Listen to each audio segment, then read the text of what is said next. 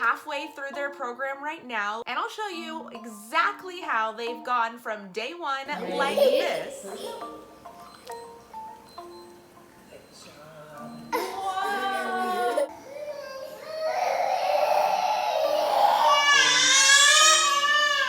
To day 12 like this.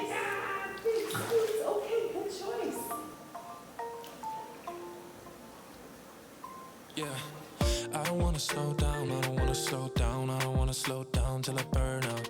I just wanna live fast, I don't wanna look back and say I could've done more than I did now. Sometimes it can be hard, yeah, it can be hard, yeah, it can be hard when you grow up. People fill you with doubt, you start thinking about what you're gonna do now, but... Hello everyone, welcome back to the Carnahan fam. My name is Kaylee Carnahan and I'm a mom of 2 children, Christian who's 2.5 and Ainsley who is 1.5. Today we are sharing the first 3 weeks of a program that our kids are involved in right now called ISR, which is the Infant Swimming Resource Self-Rescue Program. Essentially, it is survival swimming lessons. We'll talk a little bit about what ISR is, why it is so important, and then we are about halfway through their program right now. They've completed 3 weeks of their 6-week program, and I'll show you exactly how they've gone from day 1 like this.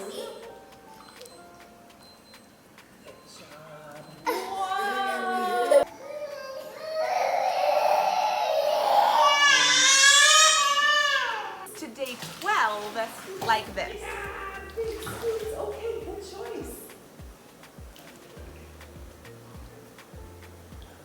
Now they are very much still developing their survival swimming skills, but the way that they've grown and the skills that they've already acquired is incredible. So I can't wait to show that to you. So let's start off with what is ISR. So ISR, the Infant Swimming Resource Self-Rescue Program, is exactly what it sounds like. Swimming lessons that give your child the resources that they need for self-rescue. The motto at ISR is not one more child drowns. And that is exactly what they focus on at ISR, is giving your child the skills that they need in case of an unfortunate drop-in with water, that they have the skills that they need to survive. You can start these classes with a young infant, and a child ages 6 months to 12 months will learn to, if they are submerged in water, to get their body turned around and roll to their backs to come to the surface to float, rest, and breathe and maintain that position until help arrives. A child ages 1 to 6 will learn to swim, turn to their back and maintain a float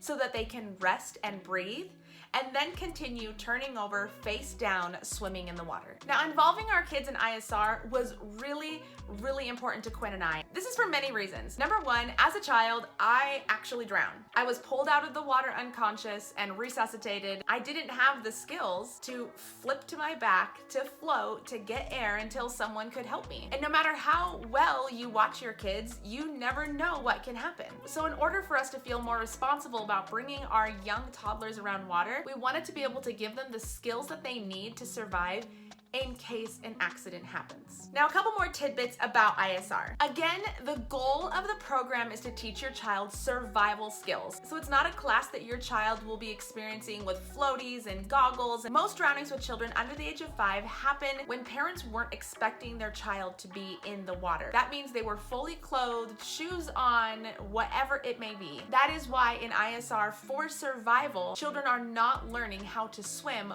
with flotation devices. That leads me to another unique point of ISR. They will actually do some swim practicing with their instructor fully clothed, so that if they find themselves in the water fully clothed, they will be more prepared for that situation as well. Another really unique part of ISR is that the lessons are all fully individualized for your child. They are one-on-one lessons 5 days a week for 10 minutes at a time, because children learn better with more continuous repetition. Now, just a little bit of warning before we get into all these videos of the kids swimming. Christian cried for the first 2 days and then was all smiles again after that. Ainsley, on the other hand, because she is younger, has continued to cry at every single lesson. And while yes, it's sad that she's scared or apprehensive or would clearly rather me be holding her than someone else, these are normal feelings and emotions that kids are going to experience when they encounter something that's unfamiliar and unknown. You might see this same behavior when you drop them off with a babysitter, go to the dentist for the first time, or maybe even still on the first day of kindergarten. But we as parents know that our children are safe,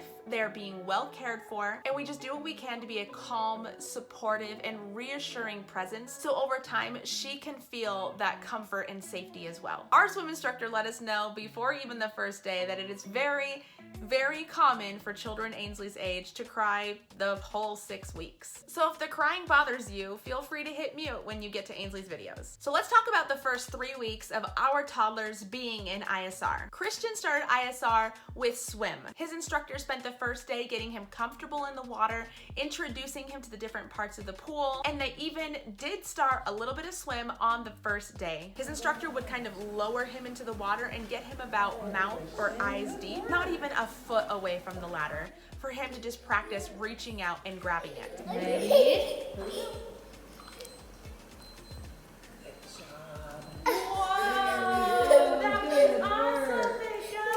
Now, Ainsley, on the other hand, she started off with float. Her swim instructor would lay her on her back, fully supporting her the whole time. And through Ainsley's cries and tears, she was looking for Ainsley to look up and take a breath. And every time she did, she would positively reinforce her by picking her up and giving her what she wanted. Day 2 went about the same way, except this time when Christian knew he was getting ready to go into the water, you could see him really focus and prepare himself to do that. Swim! Day 2 for Ainsley was about the same. On day 4, we were at a breakthrough for Christian. It was all giggles and smiles. They were able to start from about 3 or 4 feet back from the ladder, and he would swim with his little heels, kicking and scooping all the way to the ladder. Good job. On day 4, we also had a breakthrough with Ainsley, where she did her first completely unassisted float. I saw that. That would be so fun. On day 8, we were doing lots and lots of swimming to the ladder with Christian. Ainsley was starting on her side and assisting her to roll to her back to float.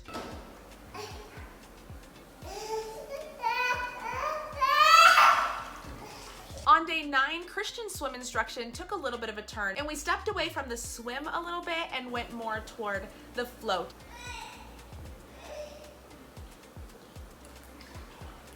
Well, on day 9, Christian was just at the beginnings of learning what that float sensation felt like and how to make himself more buoyant. Ainsley had a really solid float and was really starting to work on that roll to back motion.